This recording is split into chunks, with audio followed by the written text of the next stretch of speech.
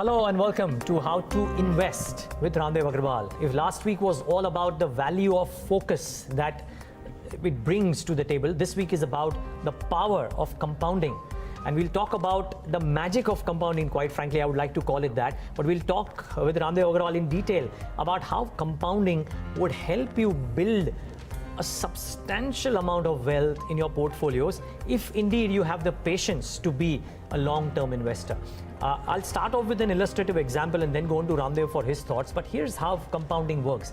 Let's say you started off by putting, this is a very simple example for a lot of viewers who are tuning in. Let's say you started off by putting 100 rupees in the very first year of investing in equities, and that earned you, let's say, even 10%, which is the most basic return that anything would give you. So you earn 10 rupees as interest or as earnings on that 100 rupees. You decide to reinvest that 10 rupees in equities in a second year.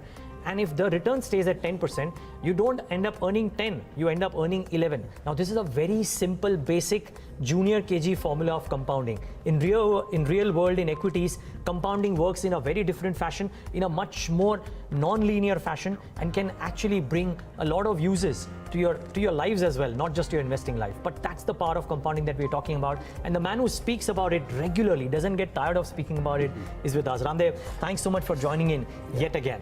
To refresh the memories of our viewers, we're talking about three basic facets of investing, which is the power of value, which we spoke about, the power of compounding, and we'll talk about the power of quality as well. Yes. But let's talk this time about the power of compounding. Yeah. Why do you dwell upon compounding so much?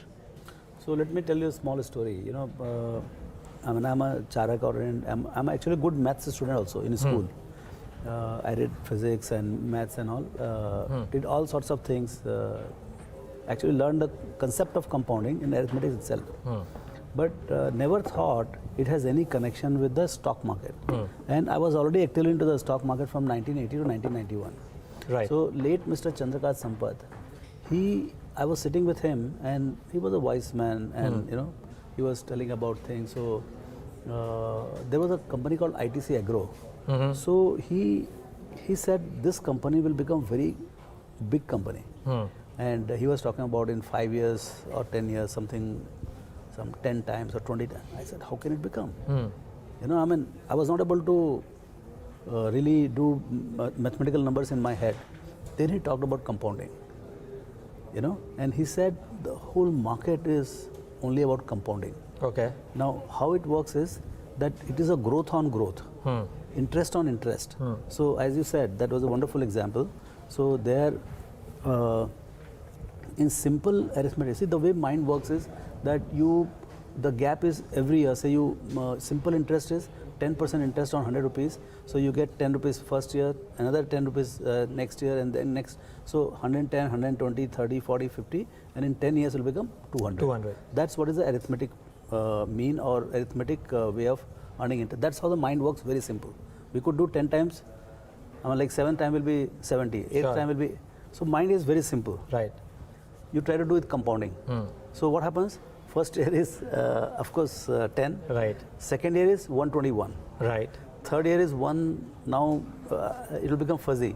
It will become 133. Okay. Then it will become 146. Then it will become 159. So fifth year will be 169. 159. Seventh year will be, sixth year will be 170 or something like that. So, you know, the moment you go for compounding, the naturally mind is not designed for that. Yes. So how do you feel the compounded number deep into the future? That's okay. Okay. So that's why if you see Bloomberg estimates, they're only for 2 years. Yes. And that is also 90% wrong. Okay. So people don't get it right. So if Bloomberg consensus cannot be right, how can the market be right? True.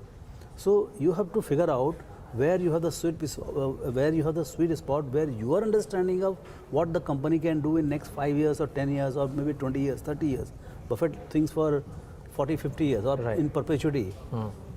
I mean, how do you think about the company? Okay. So this is the way to think about the future of the companies, businesses. Got it. You know, so and the concept remains interest on interest. It's very simple concept. Arithmetic, this thing or simple interest is straight you do on the base remains same. So it is it is a change. The change remains constant. Here, multiple remains constant. So it is 1.1 divided by 1. You know. Yes. So compounding is division, whereas multiple is sequential. Right. You know? The gap is $10 every year. Yes, yes. Whereas here it is not Not $10. $10. 11, 12, 13, 14, Yes. because the interest on interest is compounding. And after a point of time, you lose track of the count as well. Yeah, you Sure. cannot. And this is only with 10%. Right. But real life is not 10%. Yeah. So iShare is growing at 40%. Yes. Or something is growing at 80%. You try to do 80% for 3 years, I can't do it right now. Right. Yeah, it's very, very difficult, I'm sure. It's very difficult. Yes. So market first thing is, it's a very complicated number. You know, to double the money, see there is a rule of 72. To make it simple, Yes. there is a rule of 72. Now 72, you can go and Google and figure out. Yeah, They'll explain you many ways. But rule of 72 is very simple. 72 divided by number of years will give you percentage at which it will double, or 72 divided by percentage will give you approximate number of years it will take to double. Double the money. Because most of the people, they think, how much time will it take for me to double my money? Yes. If I give a crore, how much time will it take? At 25% it takes 3 years, at 15% it takes 5 years. Yes. At 10% it takes Like 7 years. Yes. Got it. Okay. Yes. But to double, you know, I want to even say at 25% it will be 3 years. Yes. But you know, the formula becomes a little tricky for 2 years. So at 2 years it is 40%. Yes. Which is what an iShare would give you because Yeah. it's compound. I mean, So- hypothetically. Yeah, so now in this 40% or Yes. say 50% growth or say 25% growth. Now in 25% growth, 5 years is 3 times, 10 years is 10 times. Right. Okay, so if it is 10 times for 10 years, 20 years is how many times? Yeah, I mean, Like how many times? Tell me. it would be 5. Listen, 1 rupee becomes 10 at the rate of 25% in 10 years. Yes. The 10 will become how many in 20 years? What do you think? 100. 100. 10 into 10 again. Yes. In 30 years, It'll become 100 into 10. 1000. 1,000. That's how you become 1000 times. Yes. People become rich like this. Yes. I think that's a very This is interesting the number. formula for becoming rich. Yeah. So if you are a 25 years old kid and you are going to work for till 65, that is 40 years. So at the rate of 25%, if you compound, your 1 lakh saved today will become 10,000 times in 40 years. Yeah. You know, we will revisit this number, Ramdev, Yeah. because it's a very interesting chart that we've recreated as well, Yeah. just to show people the impact of this power of compounding that Ramdev is speaking about. You know, I actually have a simple chart as well, just to show people the difference. I mean, just to show people the magic of compounding. And we'll start taking questions very, very soon. But if that chart can come up on your screen, it shows the simple difference between simple interest and compound interest. Just shows the power of compounding. There it is on your screen. This is 1 crore rupees invested at 15% interest, simple versus compounding, and it just shows over a 20-year period. I think the power that Ramdev is trying to talk about. 1 crore invested would move up to 4 crores in simple years, in simple interest, but over in compounded at 15% could actually move up to this number. And it just shows, Ramdev, the difference that people can earn if indeed they believe in the power of compounding. Yeah. There are some uses of compounding, Ramdev, that Yes, you've given to us yes, as yes, well. yes. Financial planning in achieving goals, valuation of stocks, understanding the present value, and comparison of financial products' performance over a different period of time. Can we talk about this Yeah, before one by one. These are one big, by one? Yes. big subjects. So Okay. let's talk about financial planning Yeah, first. Financial planning. So what happens is, say most of the people are salaried people or fixed income type of people with limited resources, and everybody has aspiration to become rich, or they want to plan their retirement because nobody gives a job forever. Yes. So at the age of 65, you want to retire, and you want to maintain a same quality of life or better life after 65. Yes. And you may be living for say 100 years. So how do you provide for 35 years when actually your accumulation of wealth has stopped? Right.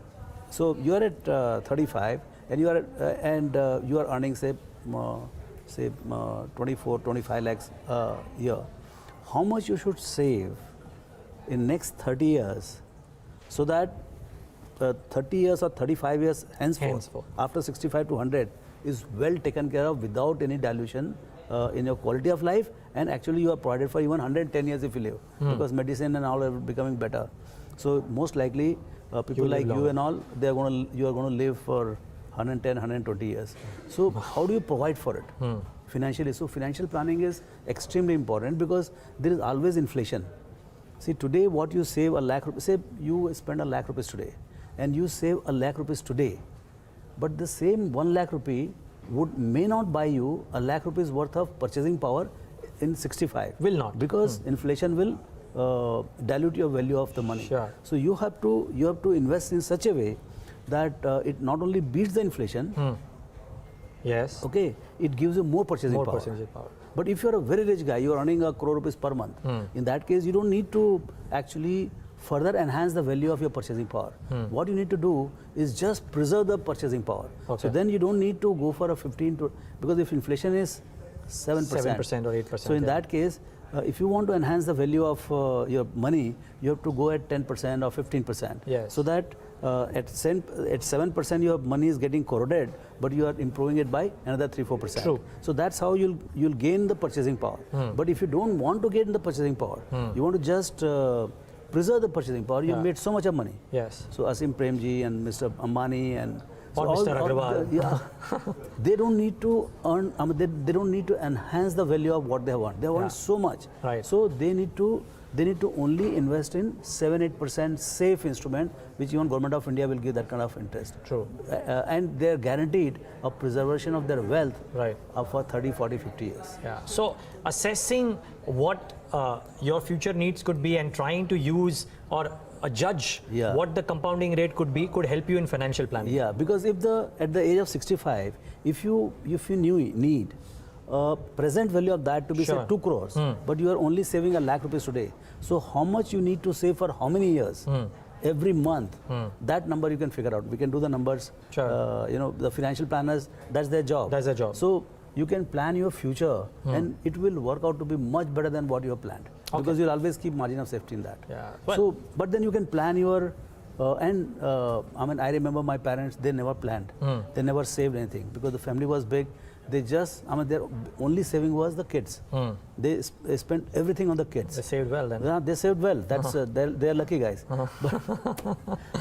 But what happens to many other people, Sure. So even very, very poor people can not only have the same quality of life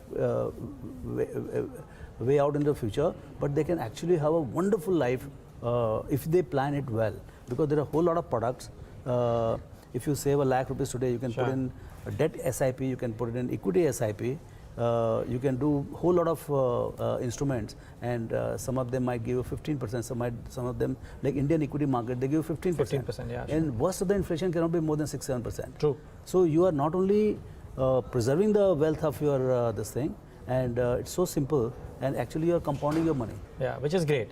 So that is one aspect. So that is one aspect of it. The other, and on which we've got a bunch of queries around there, Yeah. and we'll get to them as well. But Yeah. very quickly, firstly, valuation of stocks and using compounding to value stocks. Now, Yeah. So this is where. Please explain, yeah. Yeah. So this is where I mean, I got fascinated. I never had money, and I never planned for 65 years and things like that. I wanted to make so much of money that you don't have to plan only. right. That was my strategy. Sure. So, but I find it funny to look at the valuation of stocks. What happens is, as I told, that even Bloomberg is the only machine which gives you next 2 years out into the future. Because an ordinary investor, for how many companies will go, and where will you figure out how much the company is going to make? Sure. Say if somebody is making 100 rupees today, will they make 50 years, 2 years out, or will they make 200 out or 300 out of from here? So, but actually, investing is nothing but figuring out. I mean, earnings discount model or dividend discount model is what it is. The present value of all the future earnings. That is supposed to be the present value of the company. Now, how do you figure out? And then there are two things in this. To figure out the present value of all the future earnings. First, you have to estimate the future earnings. Second, you have to estimate the discount rate. Yes. When you merge both of them, then only you get the present value. Right. Okay. Now, if Bloomberg is not able to provide beyond 2 years, but the life of the company is way above, Yeah. like if the market itself is at 25p, we are looking at least 25 years out. Now you tell me, how do you estimate 25 years out into the future? Please tell us. Or at least 10, 15 years out in the future. And that's where the compounding comes into way. How would you use it? Yeah. So if a company has if I have assessment, the company is going to earn, say, at the rate of the company is going to grow at 25% compounded for next 10 years. Okay, like HDFC Bank has grown at 30% for last 17 years, last 21 years. Okay. Last 21 years. So that's a, I mean, abnormal phenomenon. That's Yes. not the thing. But as per my assessment, company X is going to grow the earnings for next 10 years at 25%. 25%. Okay. Yes. So what will be the 10th year earning? So if the earning is today 100 rupees, the 10th year earning will be 1000 rupees. Okay. Okay. And if the stock is available today at say 20p, so the 10th year P is only 2. 2p. Okay. So now, if that's one way. So if it is actually at 20p, then market is leaving a 25% kind of return for you. Right. Okay. Right. But if by chance you think market typically leaves about 15-16% return. Right. So market is leaving that 10% additional for you. But so stock price is building in. So you can compound it. When you compound it 25%, it goes 10 times. Yes. But if you discount it again 15%, it will become 10 divided by 4. So that will be 2.5 times. So that much is the margin of safety for you. Got it. If all the assumptions turn out to be right. Right, of Are course. you getting it what I'm saying? Yeah, I'm getting. Okay, because your value will compound, your earnings will go at 25%, so it will become 10 times. Yes. Whereas the index or Yes. my compounding machine or my discounting machine will go at 15%. Yes. So that will be 4 times. Yes. So 10 divided by 4, so it is 2.5 times better than the compounding The machine. compounding machine. True. So that is the margin of safety, and now you can decide whether you want to buy or sell. And how much you want to buy. Yeah, how much you want to buy. So you have to figure out what is the expectation built into the price. See, market is one place where you don't know. Like when you go to casino. Sure. In casino, you get to know what is your odds and what is your payoff. Sure. You know, when Yes. you play the Yes, roulette, it's all laid out. Or it's all almost laid out. Blackjack or whatever. So if you play, if you get, you Yes. get double. Yes. If you if you lose, everything goes. Yes. And what is the probability? Is it 1:1 or less than 1:1? Typically, it is less than 1:1. Yes. In a stock market, neither you know the probability nor you know the payoff. Yes. See, when you buy a stock, how do you know how much you are going to make and how much you are going to make And how soon what you is the will make. probability that you will make at all, or are you going to yes, lose? yes. So that you don't know. And good thing is that you never lose 100%. Yes. Like casino, you lose 100%. Here Here you you don't. lose 10%, 20%, 30%. But even in Kingfisher Airline, you could get some 10-20% back. So stock market is one place where you don't know the odds Right. nor the payoff, and that is where you have to know. Basically, the compounding allows you to improve you understanding the odds and most importantly the payoff. Got it. Because if the company is growing by chance, your estimate, see there is a 2 estimates and third is a fact. Yes. One is the estimate by the market. Currently, Yes. but that is also an estimate. Yes. Say Bloomberg or whatever. There is Yes. a It's an general estimate that Yes. this company can keep growing at 25% for next 10 10 years. years. It's an estimate. That's an estimate. Yes. Your estimate is because you are insider or you know this business very well. You say, I think the estimate is going to be 35% compounded for next 10 years. Yes. So there is a differential view. Yes. Third thing is, as the What the time company actually passes, does. what actually happens. Yes. Okay. So obviously, I mean, market is pricing 25% and I'm thinking it is 35% and I'm supremely confident that I'm right. Sure. I'll go and buy the stock. Yes. After 1 year, we'll realize whether it is 35 or 25. True. And hence the market will, if by chance it is 35, market will start, you have frozen your purchase. Yes. Now market will start recalibrating. Yes. So from 25, it will go to 27. And then second year again it comes, then it will go to 30. Yes. Then after third or fourth year, they will say this damn thing keeps growing at 35%. Let me take the valuation to 35 or maybe it might overshoot to 40. 40 also. That is the point of time. Your opinion is still at 35. You go and Sell the stock, if at all. if at all. Yeah. So, you know, But here, Ramdev, I want to bring in one more aspect of this as well, which is coming in from the first episode, that if you indeed find such compounding machines, it's very important to have that power of focus and allocate a lot more. Remember, last episode we said that if you find a good machine, then you should allocate at least 10% of your portfolio, otherwise you will not make money. So I think it's important to bring that aspect as well. So see, in investing, everything is all intermixed. Intermix. I mean, quality, focus, growth, and what is that? Quality, focus, and compounding. Compounding. Compounding is everywhere. Compounding of knowledge, compounding of numbers, Sure. compounding of valuation. So it's all over. I mean, right now we're talking about numbers. Okay. Yes, let's talk about In numbers, yeah. Yeah. So that was I mean, in valuation you can use it in various ways. Various I mean, ways. see, in compounding what happens is one is the rate, second is the longevity, which is very invisible. Sure. See, what is But going this to is happen? again an assumption. It's also an assumption. Yes. It's a say like if you're paying 60p multiple for Nestle or 50p multiple for HUL, what you're saying is that this company, it may not grow. It may grow at 8, 9%, 10%. Sure. But it for next 50, 60 years, it will just keep growing. Sure. So your inflation is 5%, Yes. and the earnings are growing at 10, 11%. I mean, you're in heaven for making 10, 12%. You don't need anything. You need Yes. this kind of companies, Okay. provided they actually grow at 11% for next 25, 30 years, 40 years. That's a big question mark. Yeah, of course. that's how I said. There are three things: estimate of the market, expectation of the market, your confidence in the numbers, and third is the actually. fact. Yes, What happens? that's true. Okay. So all these three. I mean, you have to be smarter than these two. Yeah, and then you can make Then money. you make Agree money. completely. Okay, we have a bunch of questions, Ramdev. Okay. So I'll just make this last point very short and then Yeah. we'll move to Yeah, the yeah, questions, yeah. which is the comparison of financial products performance over different period of time and geographies. You want to elaborate a bit on Yes, this? yes. So this is a see what happens is you ask somebody. See the concept of IRR, internal rate of return, is basically compounding. So what happens is you give a lakh rupees today, and then you give 50,000 rupees after 3 months, and you give another 50,000 after 6 months. Then you give 5 lakhs rupees after this thing. So all in all, you've given 10 lakhs of rupees during the say in next 3 years. After 3 years, you figure out what is your return. Okay, say your return is that 5 lakhs has become say 10 lakhs after 3 years. Okay, so that works out about 24 to 26% kind of a compounded return.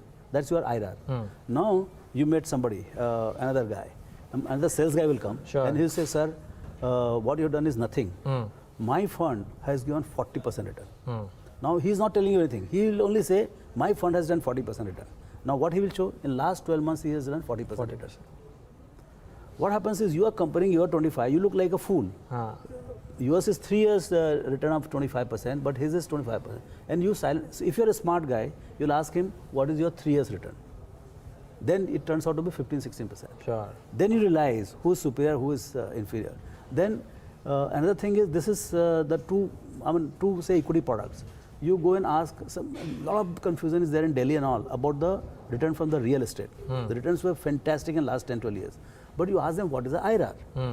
I can tell you, I live in one of the good buildings in Mumbai, Yes. Samudra Mahal, and I believe the flat was sold to the original buyers in 75, 76 around that time at about 125 rupees a square foot, which today is about 1,25,000 rupees a square foot.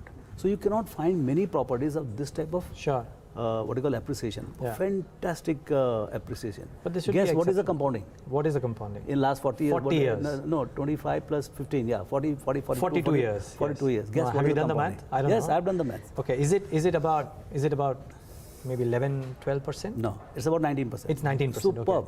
Okay. But 19% for But it's them. an exception. But no, it is an exception. But look at the stock market. The index itself is just 16%. Got it. Plus dividend of 1.5, 16 plus 17.5. The whole market has done 17.5% compounded. Okay. So what an exceptional property is done is something that the market in general market has given to itself has done everybody, in general. and at a much lower ticket values, ticket so size you as well. ask me all these Maharathis like Rakesh and all, they would have done 30, 32, 35% compounded in the whole life. Wow. Buffett, now the mother of all compounding machine, Mr. Warren Buffett. Yes. He had $9,800 in 1951, and I think we have given in the slides the compounding. I think it works out about from the current wealth or something like this, it's about 28%. But if you start from his college days, it works out about 45% compounded. Wow. That's So he's an unbelievable. ultimate compounding machine. Sure. I think the old man came to know about this compounding, power of compounding, when he was young. See, important thing about compounding is you got to understand it, and believe in it, Yes. and get on to making it happen at the early stage. Yeah, I think there is a very famous quote from Ramdev, which he uses often. And before we move on to questions, I just want to bring that quote. And we'll also get in that calculation that Ramdev was speaking about. If you start at 20 years and if you compound it at a particular value, we'll get to that. But the quote that I believe Ramdev is talking about is that compounding is the eighth wonder of the world. Those who understand it earn it, and those who don't understand it, They pay it. I think And that's most of the guys, they pay. most of the guys they pay. And Okay. very few earn it. Let's try and ensure, Ramdev, that Yeah. a lot of people actually have sent in questions. The few that we've chosen to be asked today, Yeah. let's try and hope that they don't pay it, but they earn it. And let's start off with the questions. They'll come up on the TV screen. And let's get the first set of questions going. The query is from a gentleman called Vineet Pala, who asks, which is the most important variable in the formula of compounding and why?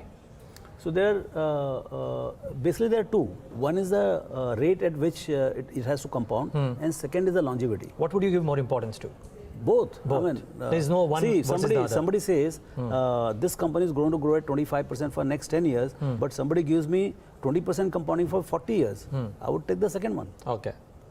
So it all depends, the longevity and this. Or somebody says that it is going to grow at 25% for 10 years, and somebody gives me a 40% growth for 5 years. I'll take the second one. You would take the second one. Okay. So while it does appear that Ramdev probably assigns a lot of importance to longevity, that doesn't mean that the rate of interest is not important. I think it's also both a factor are very of important. very I have to important. look at the total factor. Yes. How much I'm going to get, how fast I'm going to get. If I can get 10 times in 5 years or 6 years, I would definitely prefer but I know, see, in compounding, one of the things is that to double your money in the same point of time, you don't have to double the rate. You get what I said? Can you? Yeah. If you want to double your money at, say, in 3 years, Yes. okay, and The rate of interest would be say 25%. 25%. Yeah. Okay. But if you want to do it in 1.5, 1.5, you don't have to double. 50. Yes. Got it. You don't have double. Yeah. So, so it's a pretty rate and the pay. Longevity. Of course, the rate is very important. Yes. But how many years? Because if the stock is to be held for only 5 years, then I'll make a lot of money at 35 is double of 25. Okay. Explain that again. Yeah. So at the rate of 25%, in 10 years, a rupee goes to 10 times. Yes. But at the rate of 35%, it will go to 20 times. 20 years. At the rate of 45%, guess how much it will become? 40 times. 40? Yes. Okay. Wow. Okay. So the 35 is not double of 25. Right. But the end result is the same. So market becomes very fuzzy. Got it. So when you meet a company, and the company guys will tell you what is your corporate plan, and you have your own judgment how it can go and things like that. Once you have decided that this company could be 10x in 5 years or 100x in 10 years, go and figure out what is the price. What's the price? Okay, interesting. By the way, I must say it's been 35 minutes in the show, Ramdev, or 30 minutes in the show. Ramdev has not taken a single sip of the coffee. I'm guessing we are holding him to good questions and good discussions as well. The next question has come in from Shashank Kumar, who has reached out to us via Facebook. He writes, I'm always confused because we are told to look out at our portfolio every year and readjust every 3 years. When we shift our funds to different schemes, how do we get the benefits of compounding? Ramdev, I mean, I'm guessing his question is that if we readjust every 3 years, how can we get the benefits of compounding? No, benefit of compounding will come as an overall allocation. So if your equity allocation, say you have 100 rupees, out of that 50 rupees you have put in equity and 50 rupees in debt. I'm just presuming like that. Sure. So if equity gives you about, say, 20% return, and debt gives you 10%, just for example. Yes. Okay, so the blended will be about 10 plus 5, 15%. Okay, that's your planning. You are designed for 15% machine way into the future, 50 debt, 50 equity. Now, within that 50 equity, I presume by his question that he is changing from one manager to other manager, but that should not make a much difference. I mean, you'll go from scheme X to scheme Y, but because 90% money he is going to make because of his allocation to equities. Got it. So long as his 50-50 is on, should be fine. Yeah, I think the simpler answer to that also is, and just correct me if I'm wrong, Ramdev, Yeah, out here, yeah. but if you put money in one scheme for 3 years, Yeah. if you take out the money after 3 years, that money is grown to a particular level, and you are again redeploying that money hypothetically into equities and debt, then the new scheme will also start compounding your money at the higher base, and therefore he will benefit as long as he sticks to the principle of being invested. Yes, I mean, he should. I mean, there are 2-3. There's a very tricky thing. Say you start 50-50. After 5 years, what will happen is your equity will become double, your debt will remain same. Sure. So the equation will become maybe 65-35. 35. What Got should it. you do? Ah. You know, so those are all different questions. different what he questions. wants to do. Right. I mean, a lot of people they want to keep 65, 50-50, and hence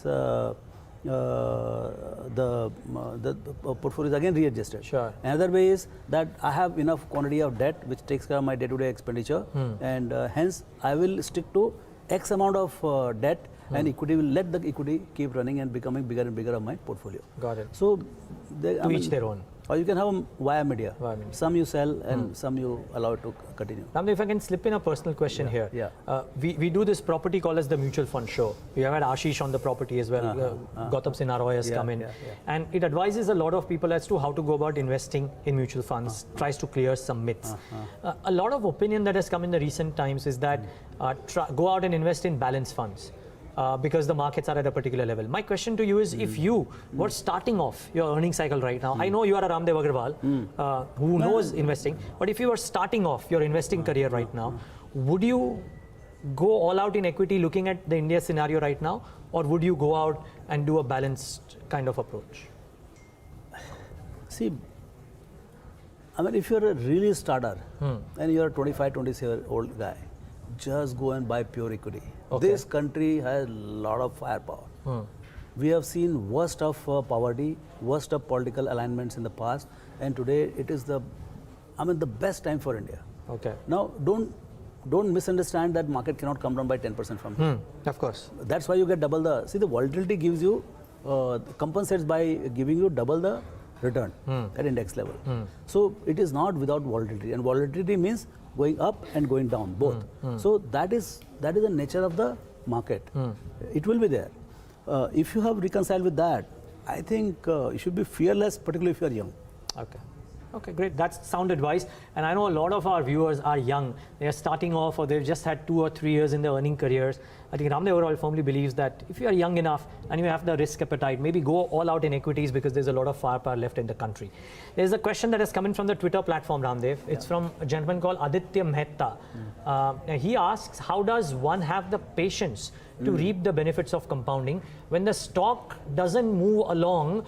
I think what he means to say is move along at the same pace and at times doesn't move for too long a period of time. There are stocks which are great stocks but don't move too much. Yeah, so this is a different question. There's nothing to do with compounding. See, patience is the first order thing in compounding. But it doesn't mean that, see, time is a friend of good companies, and time is, so time and compounding, if I take it same, compounding will work for good companies. Compounding is enemy, but time is the enemy of the bad companies. So you have to be very clear whether the company itself is moving or not, is likely to move or not. Got it.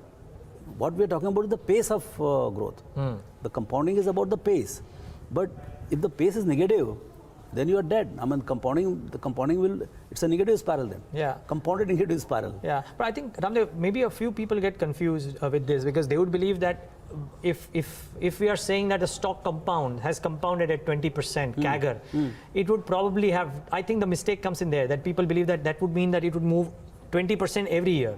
But that will never be the case. No, you look at point to point, right? Point to point, yeah. And therefore, you shouldn't get worried if the stock doesn't move for a 1.5 years, because the markets may well have a role to play there.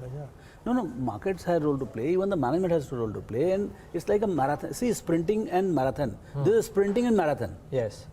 So you sprint for a kilometer, and then again you rest. I mean, then you are walking kind, and then again you sprint, because then the favorable terrain has come. Then again you take but you don't stop. Got it. Or maybe, maybe even a small negative, and then again you sprint big time. So the history of the companies are not built in one, swoop and kind of thing. See, Sure. I have a listed company, and I have a cyclically listed company. So I have seen all sorts of things. So the real life in company businesses is that you start very small, literally nothing, then you start getting, see, there is a compounding of knowledge and there is a compounding of money. There are two things. Yes. Compounding of capital. So what happens is, as you start the business, you start learning more and more about the business. And that, all the gyan, you put into the capital which you have. Then the capital starts doing well. At some point of time, you get excellence, and then the capital starts earning a lot. And then you are ahead of the competition, and opportunity is just galloping. And then, you know, that what you call sprinting starts, Sure. where you go from literally nothing to 30% growth, 40% growth, 50% growth. True. But that goes on for 5 years. Then you become a fat guy.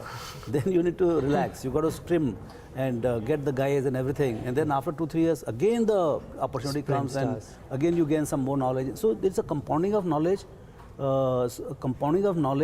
working on compounded capital. So when these two things come together, the Yes. earnings compound. Got it. And earnings compound, the stock price compound, price compound. and you become rich. Yes. Okay, that's an interesting analogy as well. Okay, I would request my producer to tell me when that one plate is ready. It shows the magic of compounding as well, wherein 1 lakh rupees invested at 20 years at different rates of compound could actually go up at a substantial level. Do we have that? Because that will show us the magic. Or whenever we have it, we'll okay, I think we do have it. That's the thing. Okay, how to get rich? This is something, Ramdev, that I've borrowed from your presentation. Say you start at the age of 20 with savings of 1 lakh. At age 70, your net worth will be. Ramdev, this is interesting, and the numbers are mind-boggling. We hear of a lot of companies compounding at 20 times. But if companies were to compound at 30%, 1 lakh rupees would become what? 5,000 crores? Yes, yes. But 30% for how many years you're talking about? This is 50 years. That 50 won't years. happen. I mean, Warren Mr. Buffett can Buffett do. has set a ceiling of 20. So don't aspire higher than that. But nothing stops you from aspiring whatever you want to aspire, 25, 30, 40, because these are all exponential times. You know, Right. But and this is to show, Ramdev, that how magical compounding it can be, right? It is like that. It is like that. See, all the entrepreneurs, by very nature, they make more than 30% compounded. You can do your numbers. I mean, I was doing my number. Say, like, I started in 87 with literally zero. I didn't have 1 lakh rupees in my pocket. So if I take 1 lakh as a nominal number from where I started today, it is 58% compounded. Wow. For how many years? This is what, 30 years? 30 years. Wow. So that's how, I mean, entrepreneurs are like that. Why Because don't you list yourself, Ramdev? I'm listed through Motilal Oswal. So that's a compounding machine. So, and another thing is, as the base starts becoming bigger, your rate of compounding will also keep coming down. Got it. Because on 100 to on 25 is like 25% is 25. Yes. So there is a law of small number, law of big number. Yes. So the tailwind is massive when it is very young. So at 100 you can earn 25, and then on 125 you can earn 25, and on 200 again you earn 25. But when it becomes 10,000, then to earn 2,500. Yeah, sure. It's, You know, and it's then really, in 3 years really it becomes 20,000 crores. Then your annual income to be 5,000. So there is always a glass ceiling. Got it. Nothing can grow to the sky. nothing go to the sky. Yeah, trees don't go to the skies Yeah. for sure. Okay, Akhil Chaturvedi wants you to shed some light on two aspects of compounding: compounded returns in mutual funds and compounded amount the way we pay in loans. Now, okay, slightly unclear out here, but I'm guessing what he's trying to say is there a difference in way we earn in mutual funds versus the amount that we pay in loans? Because in loans as well, we give out money at a compounded rate of interest to the home loan company, for example. Yeah. How would the difference work out? Can you talk about this? Yeah, so it's one and the same thing. Just that the guys who are on the loan side, they will try to make you believe that you are paying very low. Okay. You know, there's always a trick. They'll have some upfront charge. They will have you know, instead of end of the month, they'll have a beginning of the month. You know, some advances. On that they'll not pay you interest, but they'll charge you on the loan. So if you are taking a crore rupees loan, they say give me 30 lakhs, 25 lakhs advance. Sure. So 25 on 25 they'll give 5%. On 100 lakhs they'll give you 10%. So. So, you know, I mean, there are all sorts of things to show you that they you're are paying charging you less. low. But actually, effective IRR, you ask them what is your IRR. So, most of the good companies, they'll tell you what is their IRR, which is nothing but compounding. Yeah, but that would still be lesser than the returns that an average equity investor would make, right? Any day, any day. At least in India now, I think most of the loan IRRs would be in single digit. closer to single digit, maybe at best 10-11%, low double digit. Got it. For very low end borrowers, it will be about 11-12%. And index return is about 15%. So slightly better managed equity funds should give you upwards of 50%. Okay. Interesting. I hope that answered your question. I think that's what you wanted to ask. Amit Agarwal, and I think this is a very basic question, Ramdev, but I've taken it. He wants to know how can he apply compounded annual growth rate to sales or net profit of a company when the management itself does not know at what rate the company will grow. Yeah, so most of the managements, they don't know. And their estimates will also be wrong. Your estimate will also be wrong. Yeah. But your estimate has to be better than the market estimate. Because see, market is not some super computer or anything like that. Sure. Market knows as much as you know. Yeah. I mean, if the 10 guys are there in the room and if the management has 3-4 guys and if they don't know, typically market also knows very little. But if by chance your knowledge of the business is so good that you can see the future of the company, future of the management. See, there are two things in the managements and the businesses. One is the quality of business and quality of management. Now, management itself doesn't know how good or bad the management is. How will you know? Sure. I mean, the management is living in his own environment, so he doesn't know how good he is. But I, as an analyst, I know how bad is the management's outside or his competition, and how good you are. That I can do a comparative judgment. Second, the quality of business. There are good business and bad businesses. Great, good, gruesome. So, there are very good businesses, and outright very bad businesses. And 90% of businesses are bad businesses. Okay, very capital intensive, and they barely make money, and yet there's a lot of excitement in the market. So you have to be very careful. So if I know a business is entry barrier, or then the third is the competition. If the competitive landscape is so intense, say like liquor business, there are only 2-3 guys. Yes. There are not many guys. Though the entire population wants to drink every evening, but there are only 2-3 guys. So that makes it very interesting. Sure. So I, as an analyst, I have a macro backdrop. I have experiences all over the world. I know how the competitive landscape is looking. I know what alternatives are available, and I know the quality of business. All this put together, I put my numbers. So Ramdev, can you tell me if the number of good businesses which are worth investing in is only 10%, let's say it's about 300, 350, 400 odd companies. Yeah. How does a super investor, let's say you for example, how do you, everybody knows which these 400 odd companies are. Every good investor will know what these 400 companies are. How do you make returns which are better than what some of the other people make? Bringing that focus, bringing that discipline. See, first thing is this 400, 500 companies must be 60, 70% of the market cap. So you're talking about literally 50% of the market.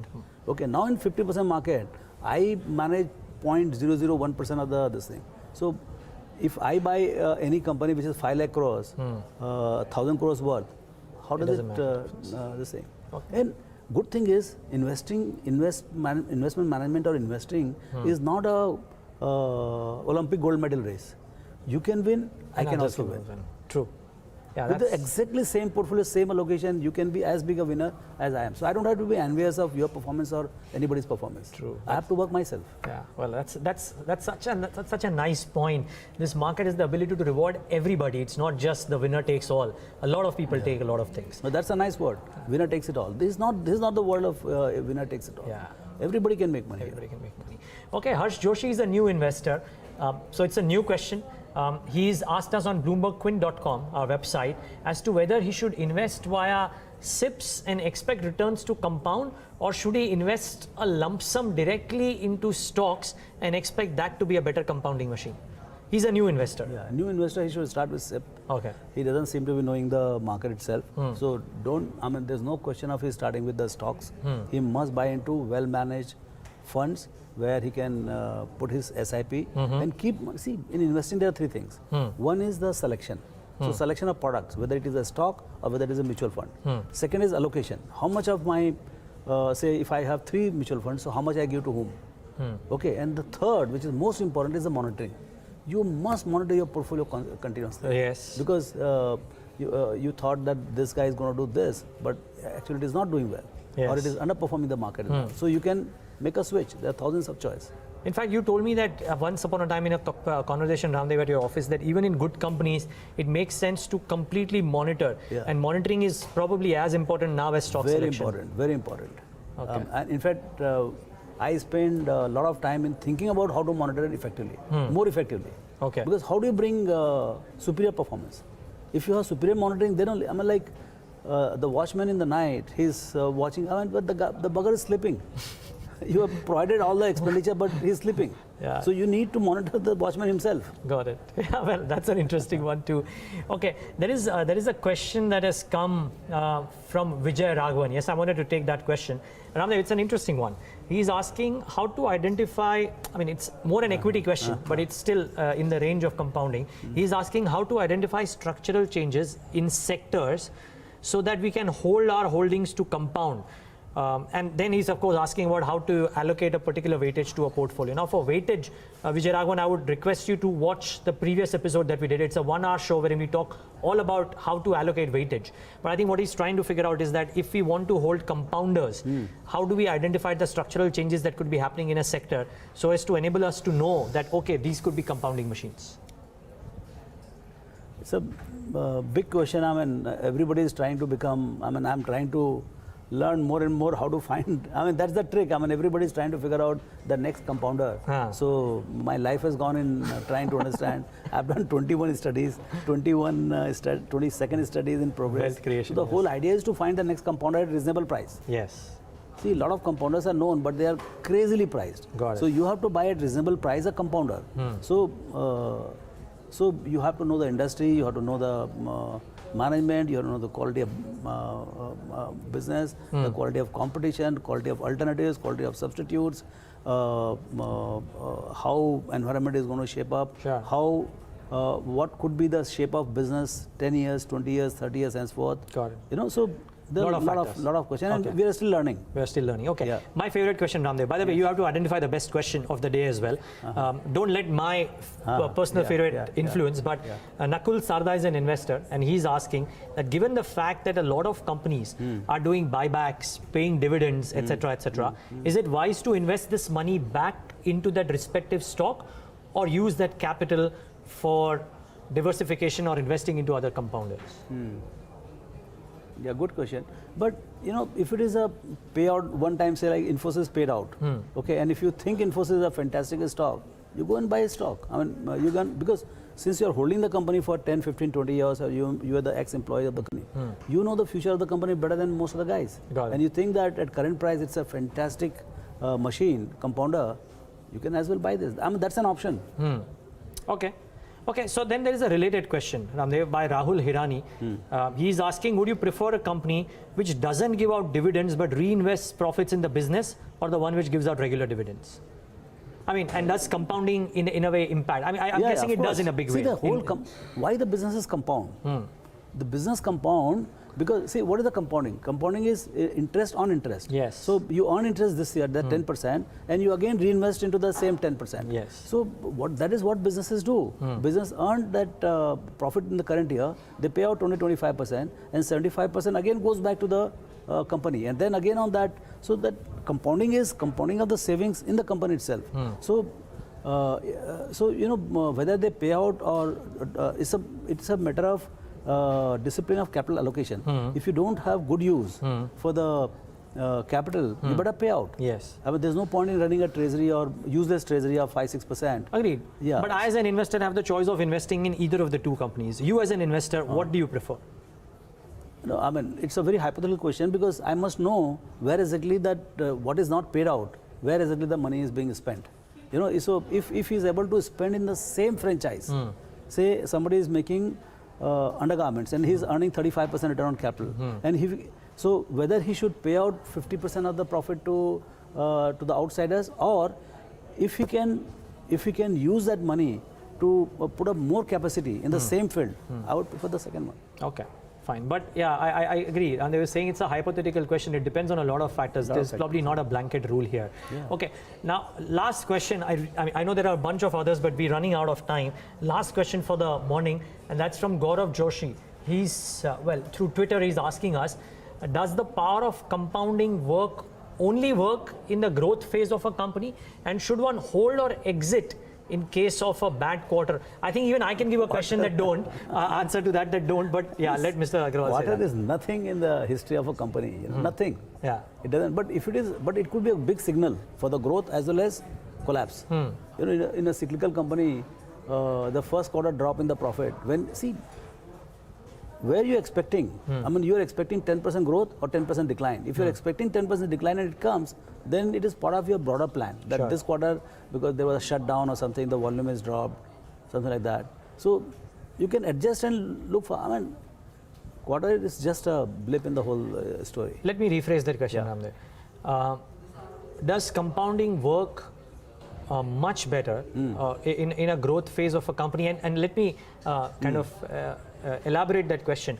There is a company which is growing at 25% for the first 10-15 years, and then it starts growing at say maybe 6-7%, like a typical FMCG. It will.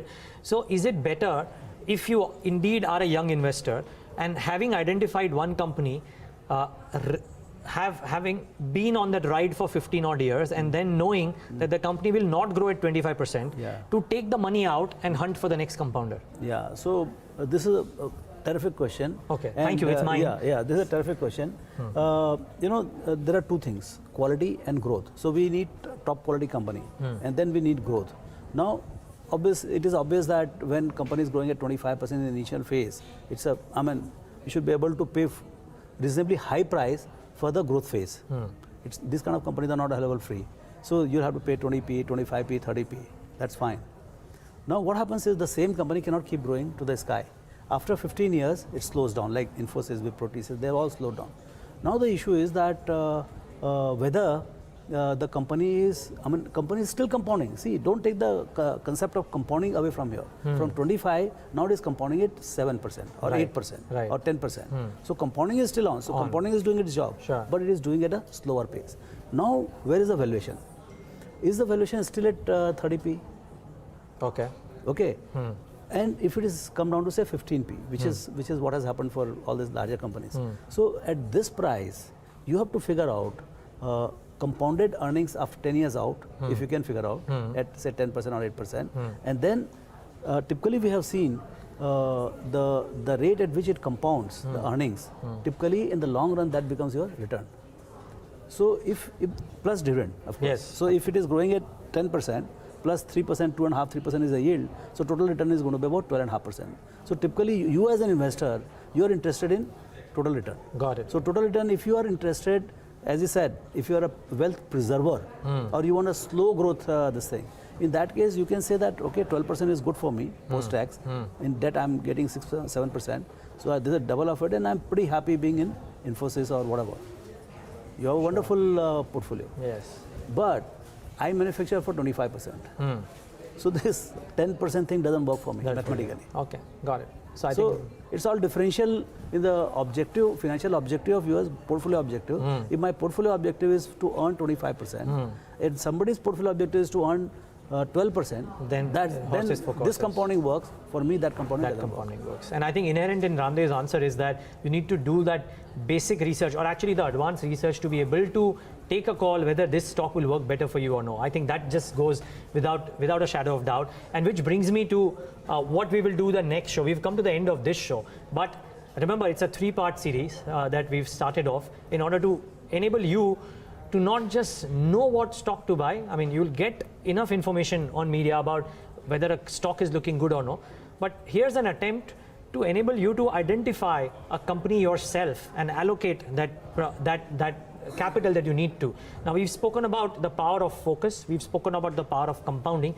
We talk about a really important aspect next week, Ramdev, which is the power of quality. Yeah, but all these are it's all interconnected. Quality, few companies, but few companies have to do quality. Yes. And all these companies has to be compounded. So It's all interlinked, but in compounding, one of the things which is it looks everything very exciting, but when you talk about 10 years, 15 years, you need that length of patience. Got it. And you must believe in this machine. Yes. I can do 15%, I can do 20%, and for 10 years if I stay on, So like when you are driving to Pune, I mean, you know it is going to be 200 kilometers or 170 kilometers. It And is. after 3 hours of 60 kilometers per hour drive, you will reach Pune. That kind of faith should be there, that my destination is to make 100 crores at the age of 65. Right now I'm starting with a crore. If I go at 20%, I will have 100 crores. That faith should be there. Okay. Keep the faith. Keep the faith. Keep the discipline. Okay, so that's one more pearl of wisdom actually that has come in. But I just want people to know, Ramdev, about what is it that we'll discuss in the next show when we're talking about the power of quality.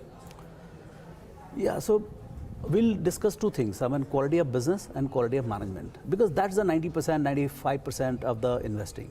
I mean, see, because time is friend of, as I said, good companies, and time is enemy of bad this thing. Compounding works in time frame. Sure. You know, so what should you hold?